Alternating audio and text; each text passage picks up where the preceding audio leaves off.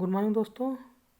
मैं मनोज यादव अपने channel yum study with Manoj sir में आपका स्वागत करता हूं। तो दोस्तों, इसके पहले हम टेंस से संबंधित क्वेश्चन कर रहे थे। तो आज हम ज्योमेट्री स्टार्ट करेंगे, मतलब ज्यामिति स्टार्ट करेंगे।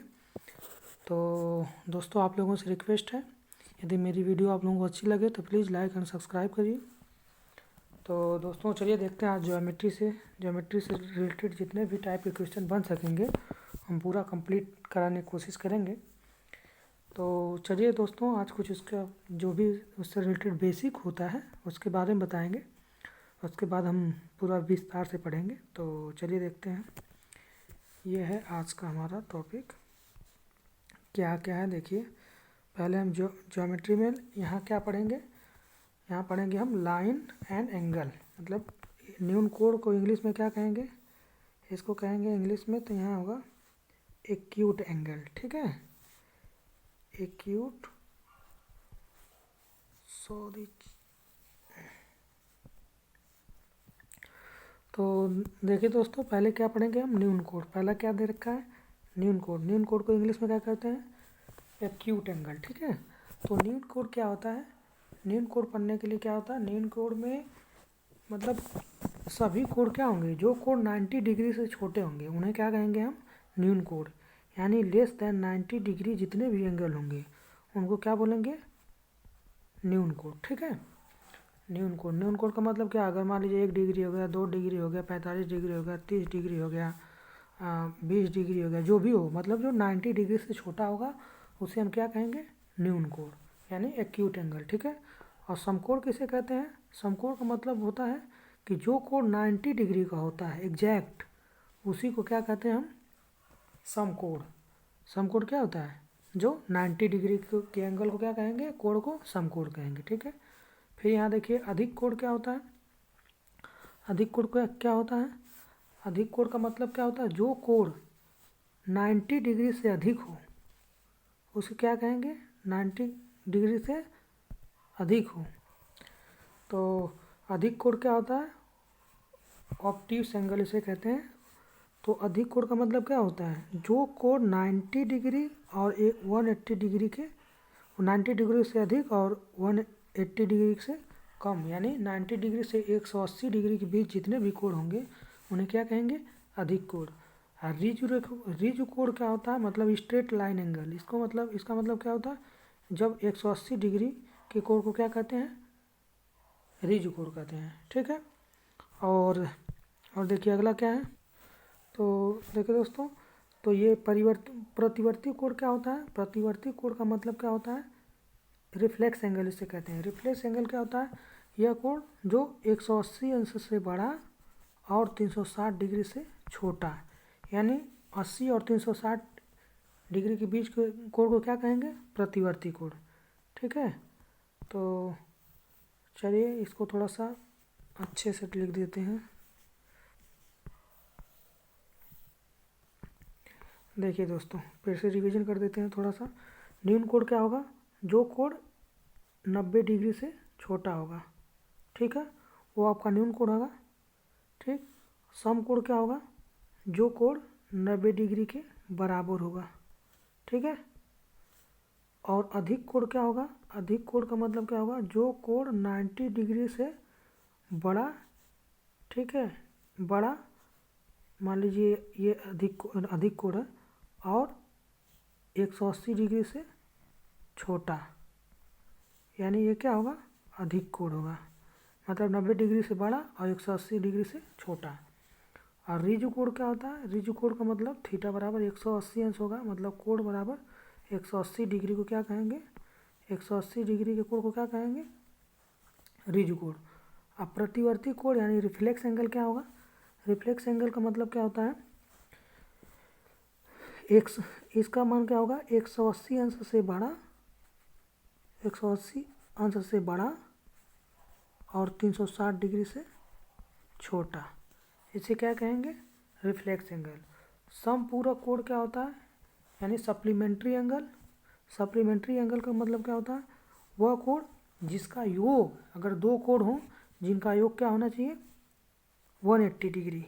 ठीक है, अगर मान लीजिए हम एक कोण दे दें, सोचिए अगर मान लीजिए 120 एक कोण बता दें, एक कोण का मान 120 है, मान लीजिए थीटा वन बराबर 120 है, तो इसका संपूरक कोण क्या होगा? संपूरक कोण मान लीजिए थीटा तो संपूरक कोण इसका क्या होगा? 180 में से 120 घटा देंगे तो क्या हो जाएगा? 60 डिग्री। यानी किसी भी तरीके से दो कोणों का योग क्या होना चाहिए? 180 होना चाहिए। संपूरक कोणों का योग क्या होता है? 180 डिग्री होता है। ठीक है, अगर मान लीजिए एक कोण बोल दीजिए 100 डिग्री, तो इसका संपूरक कोण पूछेंगे तो क्या करेंगे? 180 में से 100 माइनस कर देंगे। ठीक है, यानी 80 डिग्री। तो संपूरक कोण हो गया। एक देखिए पूरक कोण छूट रहा है, तो पूरक कोण का मतलब क्या होता है? ऐसा कोण जिनका सम या योग क्या हो? 90 डिग्री हो। ठीक है, तो 90 डिग्री हो इसका मतलब theta one plus theta two बराबर 90 डिग्री, तो उसे क्या कहेंगे? ये यानी इसको क्या कहेंगे? पूरक कोण होगा। पूरक कोण यानी अगर थीटा वन का पूछे हम पूरक कोण क्या है, तो थीटा वन का पूरक कोण क्या करेंगे? तो 90 में से थीटा टू घटा देंगे। ठीक है, मतलब अगर मान लीजिए कहें 30 डिग्री का पूरक कोण बताइए, तो क्या करेंगे? 90 में से 30 माइनस करके निकाल देंगे, जो वैल्यू आएगी वो क्या हो जाएगी? पूरक कोण हो जाएगी। ठीक है, चलिए दोस्तों अब देखिए आगे देखते हैं। आगे क्या लिख रखा है, अब इसके बारे में बताना है। शीर्षाभिमुख कोण, संगत कोण, एकांतर कोण। ठीक है, अब देखिए इसको, ये हर एग्जाम में पूछता है करीब करीब। देखिए इसमें क्या होता है, पहले लाइन के बारे में जान लेते हैं तब फिर बताते हैं। रेखा क्या होती है? रेखा, ठीक है, रेखा। तो रेखा यानी लाइन बराबर क्या होता है? लाइन कैसे बनती है? अगर एक दो पॉइंटों को मिलाने वाली रेखा, अगर दो पॉइंट यहाँ यहाँ है तो इन दोनों को मिला देंगे क्या हो जाएगी? एक लाइन हो जाएगी। तो लाइन की परिभाषा ये होती है, दो बिंदु को मिलाने वाली जो भी लाइन होती है उसी को क्या कहते हैं? वही दो बिंदुओं को मिलाने वाली जो वो रहती है उसे क्या कहते हैं? लाइन कहते हैं। ठीक है, अगर मान लीजिए तीन बिंदु होते हैं तो तीन बिंदु से मिलाने वाली, तीन बिंदु मिला देंगे क्या हो जाएगा? एक ट्रायंगल हो जाएगा। अगर ये पूछा जाए कि एक बिंदु से होकर कितनी रेखाएं खींची जा सकती हैं, तो अनंत रेखाएं खींची जा सकती हैं। और दो बिंदु से होकर कितनी रेखाएं खींची जा सकती हैं? एक रेखा खींची जा सकती है। ठीक है, इस टाइप के भी क्वेश्चन आ सकते हैं। तो चलिए देखते हैं। तो अब देखिए, अब मान लीजिए ये हो गया। ठीक है, अब इसमें ये, अब जी इसको जानने के लिए अब मान लीजिए दो समांतर रेखाएं हैं। ठीक है, अब ये देख लीजिए, अगर मान लीजिए एक रेखा है, ठीक है, एक रेखा अगर मान लीजिए ए बी है, तो एक रेखा पर कितने एंगल का कोण बनेगा? 180 डिग्री। ये इसी को कहते हैं संपूरक कोण यानी स्ट्रेट लाइन एंगल। इसके पहले बताया था ना, स्ट्रेट लाइन एंगल यानी रिजु रेखा, रिजु कोण, तो ये होता है 180 डिग्री। ठीक है, अब देखिए मान लीजिए, अभी इसी में क्या है कि अगर मान लीजिए दो समांतर रेखाएं हों, उनको कोई तिर्यक रेखा काट रही हो, ये मान लीजिए कोई तिर्यक रेखा है। ठीक है, तो अगर मान लीजिए ये तिर्यक रेखा है, ये क्या है? पैरेलल लाइन है, ये दो पैरेलल लाइन है, इनको एक तिर्यक रेखा काट रही है। ठीक है, तो तिर्यक रेखा काट रही है, तो देखिए पहले उसमें क्या दे रखा था, अब देखिए यहीं से सब ये तीनों क्लियर हो जाएगा। इसमें ये था ना एक, ये क्या दिखा है? शीर्षाभिमुख कोण। शीर्षाभिमुख कोण को कहते हैं vertical angle, vertically angle English में। ठीक है, अब देखिए शीर्षाभिमुख कोण क्या होता है? शीर्षाभिमुख कोण ये होता है कि मान लीजिए कोई भी दो रेखा हो, दो रेखा जहाँ कट करें, जैसे ये रेखा कट कर रही है, तो इसका शीर्षाभिमुख कोण क्या होगा? यानी वर्टिकली एंगल थीटा वन बराबर ये थीटा वन हो जाएगा, ये थीटा टू होगा, ये तो ये भी थीटा टू होगा। यानी दो अगर ऐसे तिर्यक रेखाएं काटेंगे तो उनके सामने के कोण क्या होंगे? बराबर होंगे। देखिए ये वर्टिकल एंगल, ये कोण बराबर होगा, उसी तरह ये कोण इस कोण के बराबर होगा, ये हो गया वर्टिकली एंगल। ठीक है, यानी शीर्षाभिमुख कोण। उसी तरह देखिए इसमें है, वही है कि मतलब अगर मान लीजिए दो रेखा ये है, इसको कोई एक तीसरी रेखा काटेगी, तो ये भी देखिए दो रेखा काट रही है ना, एक ये रेखा और एक ये रेखा। तो मान लीजिए अब ये कोण मान लीजिए 1 है, ये कोण 2 है, ये कोण मान लीजिए 3 है, ये कोण मान लीजिए 4 है, ये कोण ये मान लीजिए 5, ये कोण 6, ये 7 और ये 8। अब देखिए इसी में सब चीज़ हो जाएगा। ठीक है, अब देखिए अगर हम पूछें शीर्षाभिमुख कोण कौन सा है? शीर्षाभिमुख कोण,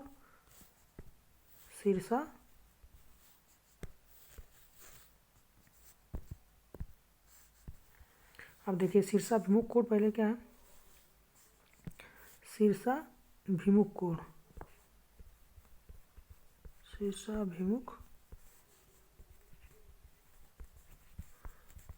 ठीक है। शीर्षाभिमुख कोण क्या है, शीर्षाभिमुख कोण मतलब क्या है, अब कोण 1 बराबर कोण 2 हो गया, कोण 3 बराबर कोण 4। शीर्षाभिमुख कोण बराबर होते हैं जब कोई दो समांतर रेखाएं हों और कोई भी दो रेखाएं एक दूसरे को काटेंगे तो उनके बीच जो शीर्षाभिमुख कोण होगा वो बराबर होगा, ठीक है।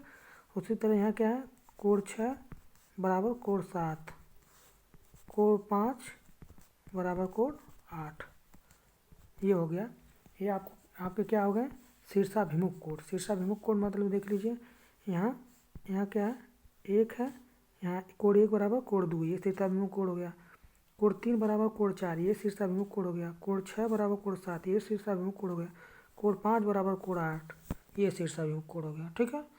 तो एक तो आपका कंप्लीट हो गया। शीर्षाभिमुख कोण किसे कहते हैं, कोई भी दो रेखाएं एक दूसरे को काटेंगी, कोई भी दो रेखाएं ये एक दूसरे को काटेंगे तो ये कोण, ये शीर्षाभिमुख कोण होते हैं, ये दोनों बराबर होंगे। इसी तरह ये दोनों बराबर होते हैं, ठीक है। तो देखिए ये शीर्षाभिमुख कोण एक तो खत्म हो गया। शीर्षाभिमुख कोण ये हमारा कहाँ गया, शीर्षाभिमुख कोण हो गया। अब हम पढ़ेंगे संगत कोण। संगत कोण को क्या कहते हैं, करस्पॉन्डिंग एंगल, ठीक है। करस्पॉन्डिंग एंगल का मतलब क्या है, देखिए पहले फिर से बना देते हैं। मान लीजिए इसमें भी दो समांतर रेखा काट रही हैं, एक तिर्यक, दो समांतर रेखाएं हैं, एक तिर्यक रेखा काट रही है ये, तो इसमें जो संगत कोण किसे कहेंगे, कोण 1 मान लीजिए ये है तो कोण 2 ये मान लीजिए, ये कोण 3 है तो ये कोण 4, उसी तरह ये मान लीजिए 5 तो ये मान लीजिए 6, तो ये 7 तो ये 8, ठीक है। तो या तो इसी में करिए, रुकिए यहाँ दोबारा मत बनाइए। ये जो बना है ना, देखिए ये है आपका तो इसी में समझा देते हैं। अब देखिए क्या है इसमें, इस फिगर को थोड़ा सा ध्यान से देखिए। चलिए फिर से ही बना देते हैं, इसमें ज़्यादा हौच पौच हो गया। तो मान लीजिए देखिए, एक ये दो समांतर रेखाएं होंगे, एक तिर्यक रेखा काट रही है, ठीक है। तो मान लीजिए एक कोण ए हो गया, कोण 1, कोण 2, कोण 3, कोण 4, कोण 5, कोण 6, कोण 7, कोण 8, ठीक है। तो शीर्षाभिमुख कोण तो हम पढ़ लिए, वर्टिकली एंगल, कोण 1 बराबर कोण 4, कोण 2 बराबर कोण 3, कोण 5 बराबर कोण 7, कोण 7 बराबर कोण 6, ये तो हो गया। अब हमें पढ़ना क्या है, संगत कोण। तो संगत कोण या करस्पॉन्डिंग एंगल कौन से हैं इसमें, देखिए कोण 1 बराबर कोण 5, कोण 3 बराबर कोण 7, कोण 2 बराबर कोण 6, कोण 4 बराबर कोण 8, ये आपके क्या हो गए, ये सभी जितने भी एंगल हैं इसको क्या कहेंगे, संगत कोण। क्या कहेंगे, संगत कोण, ठीक है। संगत कोण यानी करस्पॉन्डिंग एंगल, ये हो गया आपका क्या, संगत कोण, ठीक है। अब चलिए देखिए संगत कोण हो गया। तो इसमें भी अगर इंग्लिश में कहते हैं तो एक होता है एक्सटीरियर करस्पॉन्डिंग एंगल, एक होता है इंटीरियर। तो एक्सटीरियर का मतलब क्या है, एक्सटीरियर तो चलिए इसमें ज़्यादा हिंदी में ही पढ़िए। संगत कोण ये हो गया, ये तो समझ लिया आप लोग ना, ये संगत कोण होता है। अब देखिए मान लीजिए अगर फिर इसमें क्या है, एक अब संगत कोण के बारे में बता दिए। संगत कोण के बारे में क्या है, उसके बाद क्या है, ये एकांतर कोण के बारे में पढ़ेंगे, ठीक है। तो एकांतर कोण में क्या है, देखिए एकांतर कोण। अब इसी में देखिए ये तो संगत कोण हो गया, चलिए फिर एकांतर कोण के लिए अलग सब फिगर बनाते हैं।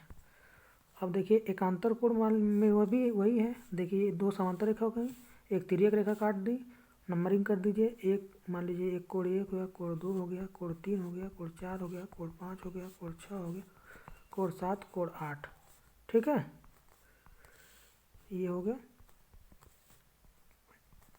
अब देखिए ये हो गया। अब हमें क्या पढ़ना है, एकांतर कोण। एकांतर कोण का मतलब क्या होता है, अब देखिए इसमें एकांतर कोण कौन कौन सा है देख लीजिए। उसमें कोण 3 बराबर कोण 6 होगा, कोण 4 बराबर कोण 5 होगा, ठीक है। ये इसमें क्या है, एकांतर कोण, यानी ये कोण एकांतर हैं, एक दूसरे की तरफ ना एकांतर। कोण 4 बराबर कोण 5 और कोण 3 बराबर कोण 6, तो ये होते हैं आपके एकांतर कोण। तो देखिए दोस्तों, ये हो गया, ये आपका कौन सा एंगल हो गया, एकांतर कोण। कौन सा, एकांतर कोण। तो हम 3 चीज़ जान लिए, शीर्षाभिमुख कोण जिसको कहते हैं वर्टिकली एंगल, दूसरा करस्पॉन्डिंग एंगल यानी संगत कोण, तीसरा एकांतर कोण। ठीक है, तो 3 चीज़ हम जान लिए। अब देखिए इसमें कुछ और प्रॉपर्टी हैं, उसको भी जान लेते हैं। अब इसमें क्या है, मान लीजिए 2 समांतर रेखाएं हो गई, अगर इसको ये तिर्यक रेखा कट कर रही है, तो अगर मान लीजिए ये एंगल 1, ये 2, ये 3, ये 4, ये 5, ये 6, ये 7, ये 8। ठीक है, अब यहाँ है ना, तो इसको देखते रहिएगा। इसी के बगल में यही फिगर सेम बना रहे हैं, नंबरिंग नहीं करेंगे क्योंकि इसमें समझाने में दिक्कत आ जाएगी। देखिए अब जो कोण 2 कोण 1 है सेम यहाँ भी है, लेकिन तो हम नाम नहीं दे रहे हैं कोण का। ठीक है, आप लोग उसमें कर लीजिएगा। देखिए इसमें क्या है, अगर मान लीजिए कोण 4 और कोण 3 और कोण 6 और कोण 5, इन चारों का आधा करके, इन चारों के आधा करने से, ठीक है, अगर मान लीजिए इसका आधा कर रहे हैं, सॉरी ये कोण 5 का आधा कर रहे हैं। देखिए इसमें देखिए 5, कोण 5 कहाँ है, ये है ना, तो इसमें यहाँ इसका आधा करके इसको बढ़ाइए, और इसमें कोण 3 को आधा करके बढ़ाइए, ये हो गया। अब फिर उसी की तरह कोण 6 को आधा करके बढ़ाइए, ये कोण 6 है ना, तो कोण 6 बढ़ाइए, और फिर कोण 4 को आधा करके बढ़ाइए, सॉरी ये कोण 4 हो गया। इसका मतलब क्या हो गया, अब जो ये बनेगा इन चारों कोणों के, कोण 4, कोण 3, कोण 6 और कोण 5, इन चारों के एंगल का आधा करने पर, ठीक है, समद्विभाजित करने पर ये चारों मिल करके क्या बनाएंगे, ये आपका क्या होगा, ये होगा आपका आयत। इसको क्या कहेंगे, ये मिलने से क्या होगा, ये इसके मान लीजिए ABCD, यानी इन दोनों, इन चारों कोणों के आधे से मिलाने पर जो आकृति बन रही है उसे क्या कह रहे हैं, ये हो गया आपका आयत। ठीक है, एक ये भी प्रॉपर्टी होती है। ठीक है, अब दूसरा क्या कहता है, इसी में एक और प्रॉपर्टी ये होती है कि इसमें जो कोण 6 है, कोण 6 प्लस कोण 4 बराबर होता है 180 डिग्री। ठीक है, उसी तरह कोण 3 प्लस कोण 5 बराबर भी 180 डिग्री होता है। ये बहुत ही इंपॉर्टेंट है, इसको याद रखिएगा। ठीक है, एक प्रॉपर्टी ये हो गई। और इसमें क्या होता है, अब इसमें जो ये एंगल बच रहा है, ये बन रहा है, ये जो बनेगा, ये मान लीजिए 8 तक हो गया ना, इसको मान लीजिए 9, इसको मान लीजिए 10, यानी कोण 9 प्लस कोण 10 बराबर हो जाएगा 90 डिग्री। ठीक है, कोण 9 प्लस 10 बराबर 90 डिग्री होगा, नहीं इसमें नहीं, ये बराबर होगा ना, क्योंकि यहाँ क्या, कोण 9 बराबर कोण 10 बराबर 90 डिग्री, क्योंकि जब आयत बन गया तो आयत का प्रत्येक कोण क्या होता है, 90 डिग्री होता है। तो यहाँ इसका मतलब यही था। ठीक है, तो दोस्तों देखिए, आज के जितने भी टॉपिक लिए थे, मैं ऐसा करता हूँ कि आप लोगों को समझ में आया होगा। तो अभी देखिए एक और बच रहा है, इसमें क्या है, एक उत्तल बहुभुज, अवतल बहुभुज। तो बहुभुज क्या होता है, पहले बहुभुज वो होता है कि मतलब 2 या 2 से अधिक भुजाएं मिलने से जो आकृति बनती है उसे क्या कहते हैं, बहुभुज। इसका मतलब इसको क्या कहते हैं, पॉलीगन, इंग्लिश में पॉलीगन। ठीक है, यानी बहुभुज, बहुभुज। तो बहुभुज में एक बहुभुज क्या होता है, बहुभुज बता दिए। बहुभुज में एक है उत्तल बहुभुज, यानी उत्तल बहुभुज किसे कहते हैं, उत्तल बहुभुज। उत्तल बहुभुज क्या होता है,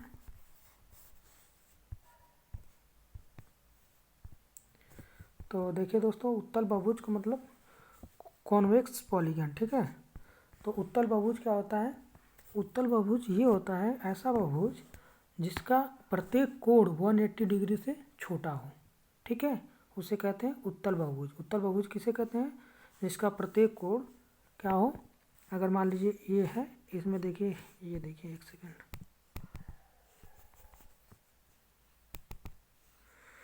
तो ये मान लीजिए ये है, ये ऐसे, ठीक है, अब ये और ये कर दिए, तो इसमें अब देखिए ये जो पॉलीगन बना है, पॉलीगन ये उत्तल पॉलीगन है, क्योंकि इसमें देखिए प्रत्येक कोण क्या है, 180 डिग्री से छोटा है। देखिए ये भी छोटा है, ये भी छोटा है, ये भी छोटा है, ये भी छोटा है, ये 120 के लगभग होगा, लेकिन तो 180 से छोटा है।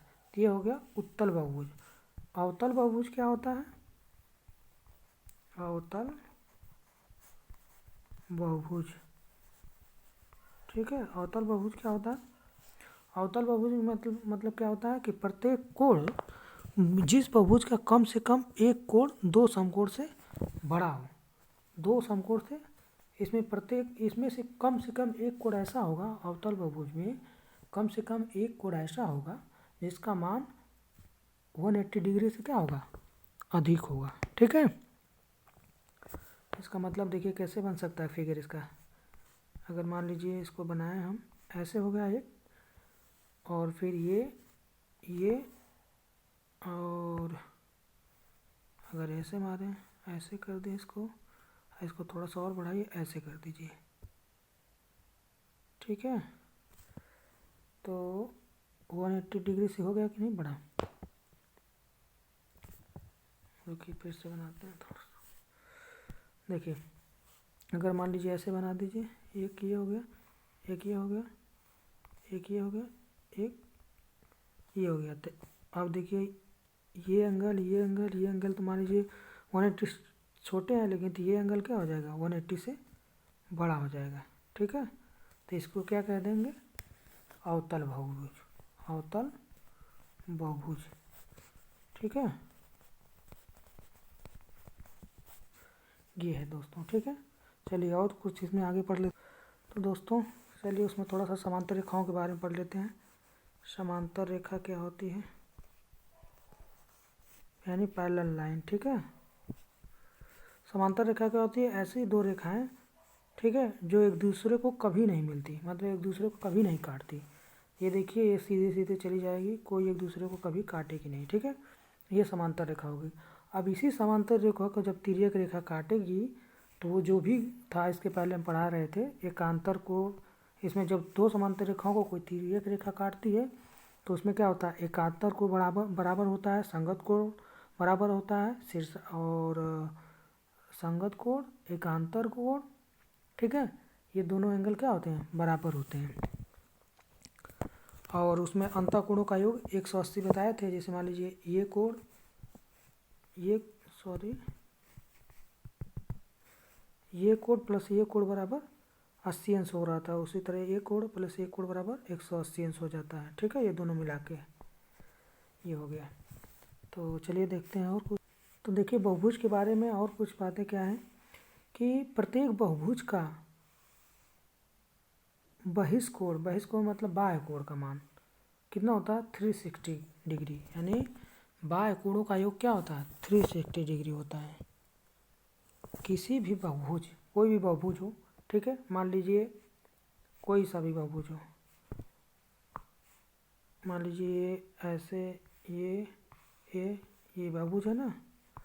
अगर मान लीजिए ये बहुभुज है, ये थोड़ा सा,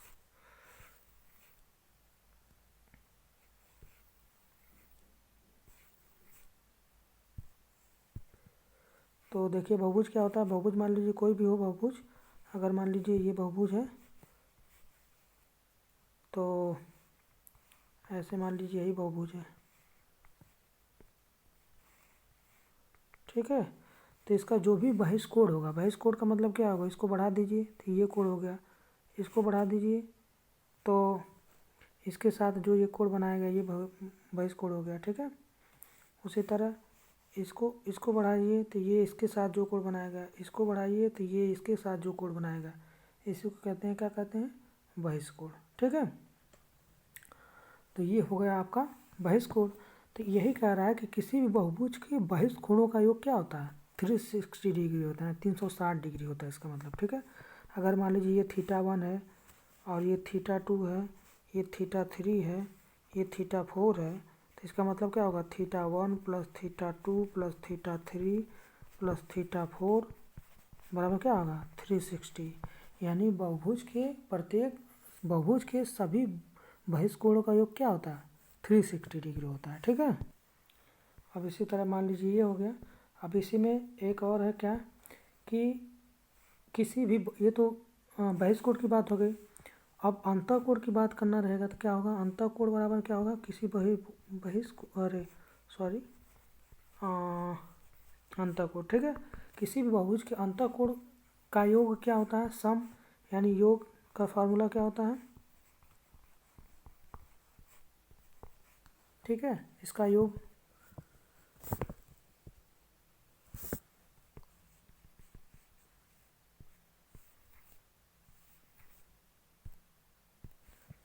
तो इसको क्या लिख सकते हैं, 2n माइनस 4 इंटू 90 डिग्री होता है, ठीक है। यानी क्या हो गया कि किसी भी बहुभुज के अंतःकोणों का योग क्या होता है, 2n माइनस 4 इंटू 90 डिग्री। यानी n क्या, भुजाओं की संख्या। इसको और थोड़ा सा सिंप्लीफाई करना है तो क्या कर सकते हैं, 2 कॉमन ले लीजिए, या दो इसमें कॉमन ले लीजिए। 2 कॉमन लेंगे क्या होगा, 2 यहाँ कॉमन लेंगे तो n माइनस 2 हो जाएगा इंटू 90 डिग्री। यानी क्या होगा, n माइनस 2 इंटू 180 डिग्री। यानी एक फार्मूला तो ये भी हो गया कि अगर बहुभुज के अंतःकोणों का एक पूछे कि क्या कर सकते हैं, n माइनस 2 इंटू 180 डिग्री, या एक ये हो गया 2n माइनस 4 इंटू 90 डिग्री, ठीक है, जैसा भी अच्छा लगे। तो ये n क्या है, भुजाओं की संख्या। अगर मान लीजिए यही वर्ग है, मान लीजिए ये है आपका, ठीक है, ये आपका यहाँ n बराबर क्या है, ये कोई भी बहुभुज है, n बराबर क्या है, 4 है, यानी चतुर्भुज है, 4 है। अगर इसके हम अंतःकोणों का योग पूछे तो क्या करेंगे, वही फार्मूला लगा देंगे, 2n माइनस 4 इंटू 90 डिग्री। तो 2n की जगह क्या हो जाएगा, 4, तो 4 दूना के 8 माइनस 4 इंटू 90 डिग्री। यानी 8 में से 4 माइनस करेंगे क्या होगा, 4 गुणे 90 बराबर 360। आगे करें 360 डिग्री, क्योंकि चतुर्भुज के चारों कोणों का योग क्या होता है, 360 डिग्री। तो इसी तरह लग सकता है, अगर मान लीजिए वही पूछता बहिष्कोण का। अब बहिष्कोण में क्या होता है, अब यही इसका बहिष्कोणों का योग क्या होगा, यहाँ देखिए बहिष्कोण कौन कौन सा है, देखिए इसको आगे बढ़ाइए ये बहिष्कोण हो गया, इसको आगे बढ़ाइए ये बहिष्कोण हो गया, इसको आगे बढ़ाइए ये बहिष्कोण हो गया, इसको आगे बढ़ाइए ये बहिष्कोण हो गया। यानी ये चारों कोणों का योग क्या होगा, 360। अगर बहिष्कोण का योग पूछे तो 360। अगर यही अब मान लीजिए, अब इसी तरह रहता है कि समबहुभुज के प्रत्येक बहिष्कोण का मान बताइए। तो समबहुभुज के प्रत्येक बहिष्कोण का मान क्या हो जाएगा, समबहुभुज के प्रत्येक बहिष्कोण मतलब एक्सटर्नल एंगल, ठीक है। बहिष्कोण बराबर क्या होगा, 360 बाई n, जितनी भुजाएं रहेंगी उसे इससे डिवाइड कर देंगे, तो ये हो जाएगा समबहुभुज के प्रत्येक बहिष्कोण का मान हो जाएगा, ठीक है। तो देखिए दोस्तों, ये हो गया। अगर मान लीजिए उसी तरह पूछ दे कि अब हम तो सम का फार्मूला, योग का फार्मूला पढ़ लिए हैं, बहुभुज के योग का फार्मूला हम पढ़ लिए कि 2n माइनस 4 इंटू 90 डिग्री, ठीक है, 90 डिग्री पढ़ लिए।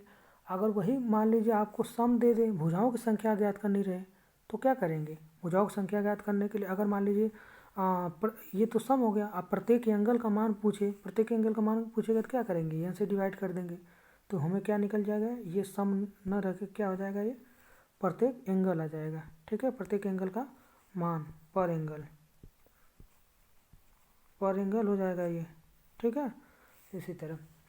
तो चलिए दोस्तों, आज के लिए इतना ही रखते हैं। अगले में हम इससे रिलेटेड जो भी क्वेश्चन होंगे अच्छे वो हम लोग करेंगे, ठीक है। तो आज तो बेसिक फार्मूला हो गया। एक और देख लीजिए, एक क्वेश्चन और आता है कि बहुभुज की मतलब कोई भी बहुभुज हो तो उसमें विकर्णों की संख्या ज्ञात करने के लिए कहता है, ठीक है। बहुभुज में विकर्णों की संख्या, बहुभुज में विकर्णों की संख्या, ठीक है, विकर्णों की संख्या निकालने के लिए कहता है। तो उसको क्या करेंगे, विकर्णों की संख्या निकालने के लिए तो इसका फार्मूला क्या होता है, n कोष्टक